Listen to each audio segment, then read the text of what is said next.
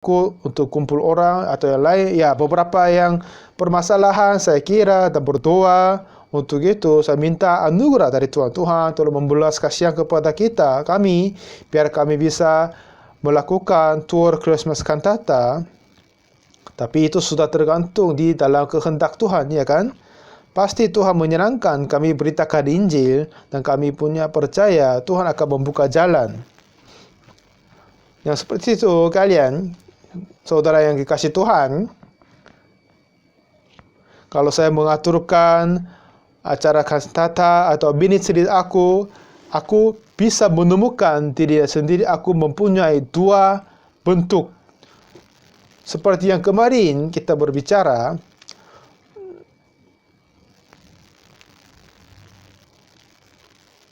di pintu di kemah suci berbentuk 4 jenis benang kan? Yang ungu tua, merah, kremisi, dan renen. Di situ ungu artinya warna untuk kerajaan Yesus. Yang ungu tua artinya biru, artinya Tuhan Yesus yang ada di dalam langit.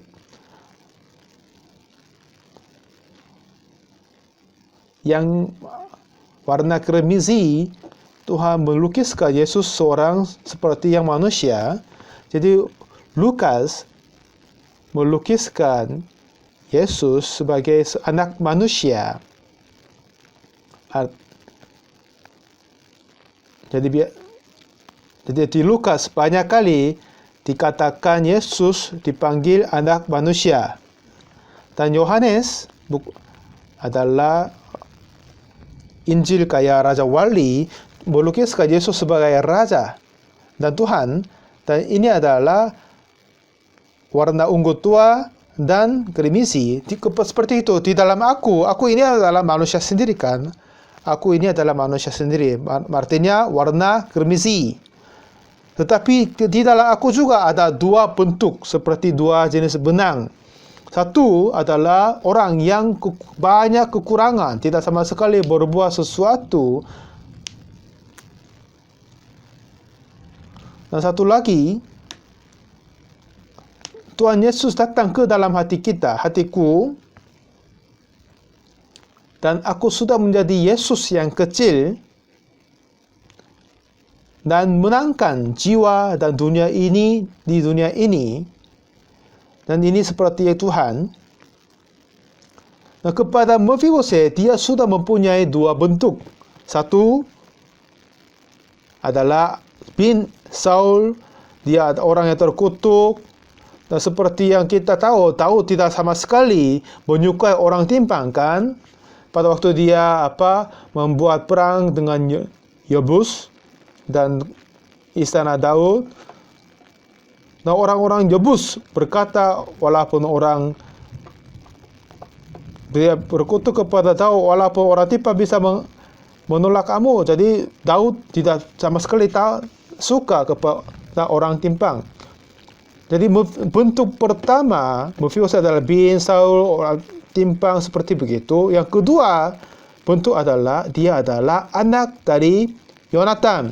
Dia adalah anak mempunyai gambar Yonatan. Dia sudah anak yang sudah ada di bawah janji itu Yonatan yang makan bersama dengan Daud. Jadi Mephibosheth pun mempunyai dua bentuk. Bukan kita sendiri, aku sendiri, bukan Mephibosheth dirinya sendiri, tetapi kita juga mempunyai dua gambarnya. Satu untuk manusiawi, suka duniawi, ada kekurangan, jadi harus dikutuk seperti manusiawi ini. Yang lain, gambar yang lain, bentuk yang lain. Yang kedua adalah Tuhan Yesus datang ke dalam hati kami. Kalau kami menerima kuasa daripadanya, kami bisa menguasai di atas semua segala duniawi ini. Ini bentuk kedua juga yang kami mempunyai. Dan apa kata Daud kepada Mephibosheth? Ayat 29, tetapi raja berkata kepadanya, apa gunanya engkau berkata lagi kepada halmu, aku telah memutuskan. Artinya apa? Di sini kita bisa merasa Daud tidak senang melihat Mephiboset, tetapi akan merasa sedih dan tidak nyaman kepada kata Mephiboset. Kalau Mephiboset datang membawa gambar dirinya sendiri kepada Daud, dia harus mati, dikutuk. Tetapi dia mempunyai, kalau membawa gambarnya Yonatan, membawa janji sama Daud sama Yonatan, dia datang kepada Daud, lalu Mephiboset bisa hidup bahagia di dalam istananya. Dan dalam janji itu, raja ayahnya telah mengembalikan gambar terbaik, tetapi kalau dia tidak mempunyai perjanjian Daud sama Yonatan, tetapi dia membawa gambar dirinya sendiri, selalu menyakiti hati ke Daud. Saudara, kepadaku juga, sudah ada banyak kekurangan, tetapi kepada aku juga Tuhan tetap menyertai dengan aku, dan biar aku bisa menyaksikan firman Tuhan pada waktu saya memberitakan berkhotbah di kantata.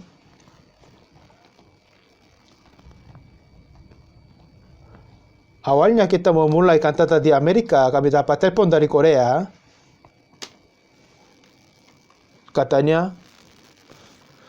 Kata Pak Pendeta dari Korea, pada waktu kamu khotbah di Amerika, kenapa kamu tidak pakai bahasa Inggris? Dulu saya mempunyai hati, aku masih kurang bahasa Inggris, jadi saya sering berkhotbah dalam bahasa Korea dan pakai penerjemahan dalam bahasa Inggris. Dan saya juga merasa kekhawatiran, ya kalau saya berbahasa Inggris, sebanyak orang tidak akan mendengarkan atau memahami. Saya mempunyai alasan. Jadi Pak Pendeta dari Korea sudah berkata, jangan berbuat begitu. Kamu tinggal di Amerika harus berkhotbah dalam bahasa Inggris. Itu merasa agak berat kepadaku juga, beban kepadaku juga. Kalau saya berkonsultan dengan persendirian pribadi, tetapi kalau berdiri di depan 2.000-3.000 orang, berkhotbah dalam bahasa Inggris, itu pun agak berasa beban dalam hatiku. Tapi, aku harus mengikut kata Pak Pendeta. Tapi harus ikut kan? Jadi saya usahakan dan melakukan begitu. Tapi sampai sekarang tidak pernah ketemu orang-orang yang berkata kepadaku, aku masih belum bisa mengerti apa maksudmu. Masih belum pernah ketemu seperti begitu.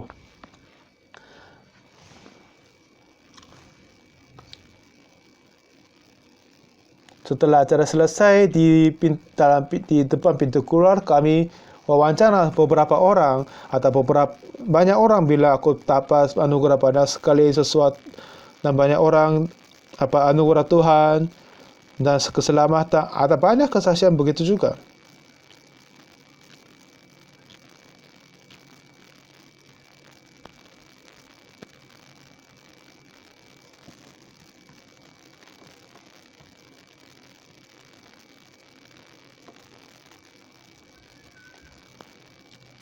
Dan satu ketika,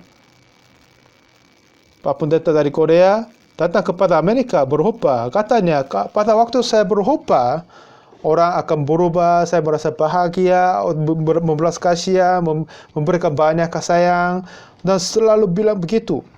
Dan kenapa tidak Anda hidup untuk Tuhan? Berkata begitu. Satu ketika, saya datang ke kota Vancouver untuk buat acara Christmas Cantata.